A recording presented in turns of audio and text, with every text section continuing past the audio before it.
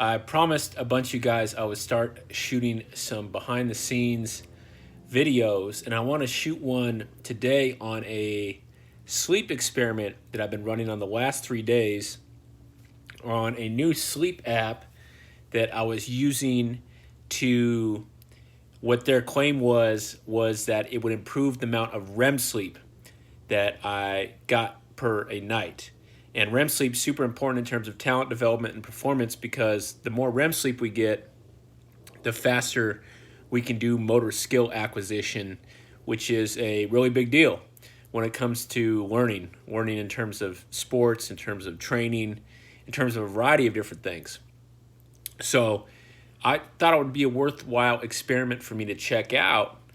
And there was one caveat to it. The caveat to it was that the sleep app, I don't want to say the name because what this video is about, it's not really about slamming any company or anything like that, but it uses auditory tones. And when it's sent from an app on your smartphone, so when it would sense me reaching a certain level of REM sleep or deep sleep while I'm sleeping, it would switch to this auditory tone sequence, which would in turn supposedly let me stay longer in REM sleep. Okay, and the caveat to that was I would have to have my cell phone in my bedroom while I slept, and I haven't had any sort of electronics in my room for the past like 3 years. That's kind of sleep performance 101, is get all the electronics out. No TV, no tablet, no cell phone. And I figured, okay, this would be, if I could increase my REM sleep by 15-20%, then this might be a worthwhile experiment to try out. So I did it 3 days. Had the cell phone plugged in, had airplane mode on, and I had it running. And from my Oura Ring, which I used to track my sleep, my heart rate variability, which is a sign of health and recovery, went down from, I usually average between 75 and 85. It went down to 45 all 3 days. Now, this was not some sort of lab-tested scientific experiment, but this was the only one change that I have done in terms of my evening routine over the last 3 days, or, I hadn't done anything out of the ordinary in the days. So that's crazy, just in terms of the power of having the smartphone in the room. And for you guys that don't know, heart rate variability is a huge metric in terms of recovery, right? So I train 2 and 3 times a day.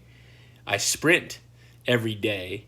And to be able to do that, it's very important that I keep my heart rate variability high, right? If I run on low heart rate variability and I'm not recovered from the day before, then I'm not going to be able to push my physical limits, which is not going to give me the adaptation that I want. And it's better off that, I spend that time sleeping or doing a sauna or cryo or something like that, or hot yoga.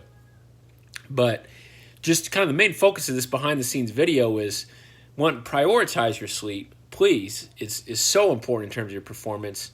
2, keep all electronics out. TV, phone, keep it out. There has been some performance people in the performance industry who I look up to, who say you can have your phone in your room while you sleep if it's on airplane mode, and that won't be a distraction. For me, it caused a huge drop in my HRV. So this would be an experiment for you to try. Again, this is nothing against, there's a lot of very, very smart people in the performance industry. But really what I want to communicate in this video is I want you to prioritize your sleep. I want you to be tracking your sleep in some way.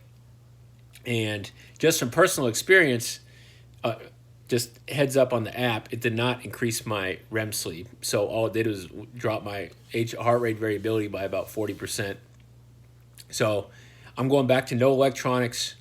Make your bedroom your sanctuary, a place to restore, recover, and get ready to attack the day and get after it and get your peak performance, which you rightfully deserve.